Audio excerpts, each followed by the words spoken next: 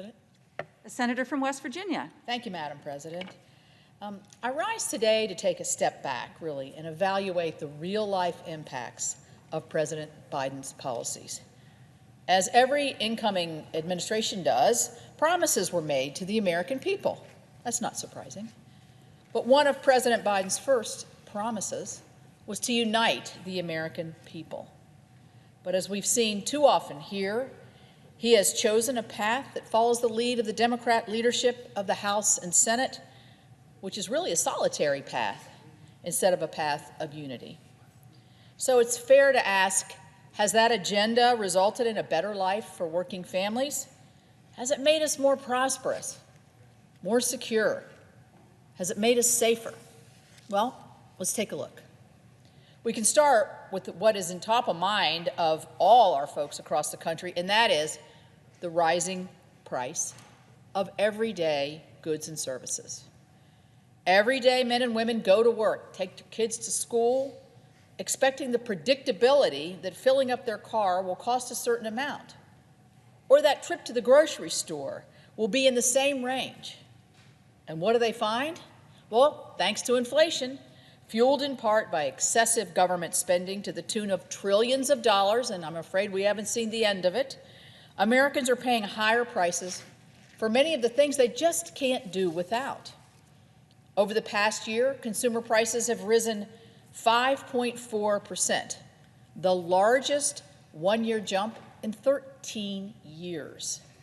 So if you're saving up to buy a new or used car or truck, keep saving, because it costs more under President Biden. Headed out to the grocery store? Prepare to see larger numbers at the bottom of your receipt, thanks to President Biden. Making monthly rent payments? If it seems higher than last year, that's because it is.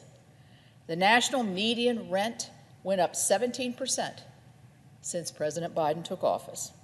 Well, those numbers don't lie. People see them every day in their bank accounts, in their checkbooks, and in the strain of trying to make those things work. These are the real-life consequences of misguided economic policies from the left. And unfortunately, for working-class Americans, it means the only thing we've built back better is the return to soaring inflation and economic misery that many of us remember from the Jimmy Carter years. Those years also remind us of another problem facing every family, as I mentioned before. That is the rising cost of gas. The digits on the gas pump, they tick up faster and faster every time you fill up. And it isn't because our tanks have gotten bigger, that's for sure. In West Virginia, the average cost of gas compared to this time last year is more than $1 a gallon. So, not only are those trips to the grocery store more expensive, it costs more to get to the grocery store. The White House has insisted that they're working on it. And on behalf of everyone in my state who drives to work, drops their kids off at school, and hops in the car to visit their families, I sure hope they are. At the same time, it's important to note that on President Biden's first day of office, he told us that all we needed to know about his energy policy, and that would be America Last. One of his first acts as president was to cancel the Keystone XL pipeline, costing thousands of American jobs, union jobs, claiming that it had to be done to combat climate change. Compare that to just a few months later, when President Biden lifted sanctions. Yes, he lifted the sanctions on a Russian gas pipeline, allowing the Nord Stream 2 project to continue, further empowering Vladimir Putin and threatening the national security of America and our allies in Europe.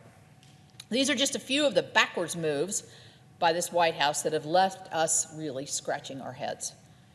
And it's only been compounded by executive action and regulations aimed at stifling the production of energy here in this country. We remember the effects, I certainly do in West Virginia, the effects of this playbook as it originally was created during the Obama years.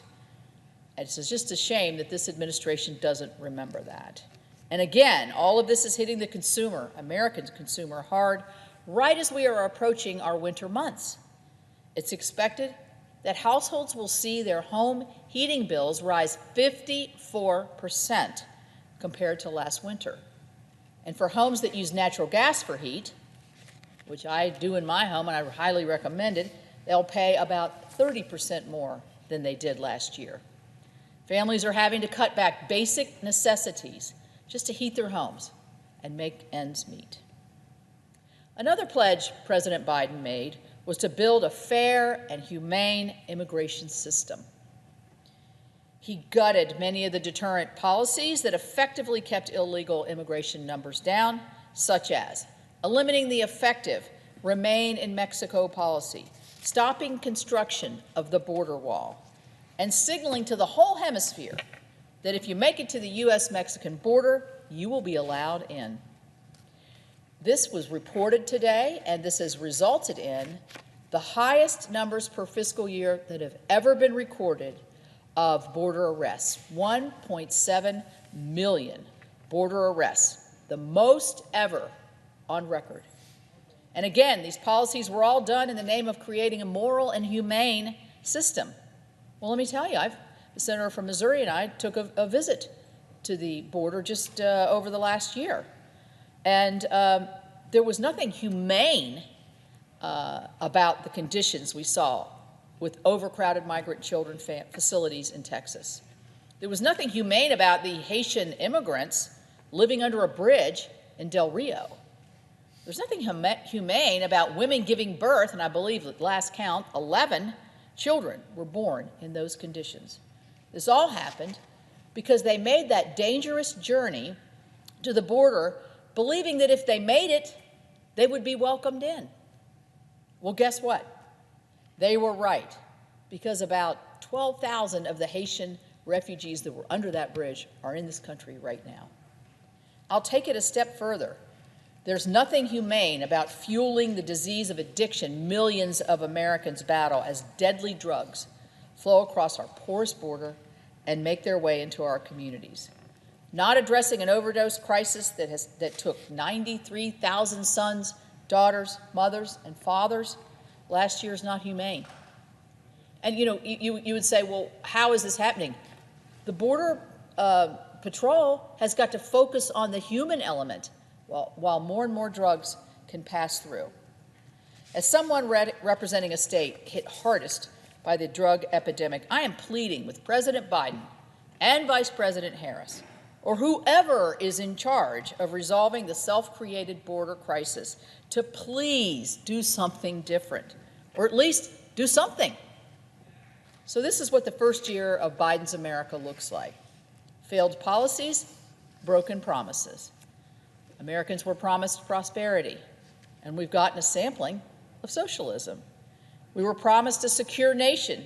Instead, our borders are open, and a humanitarian crisis rages on our southern border.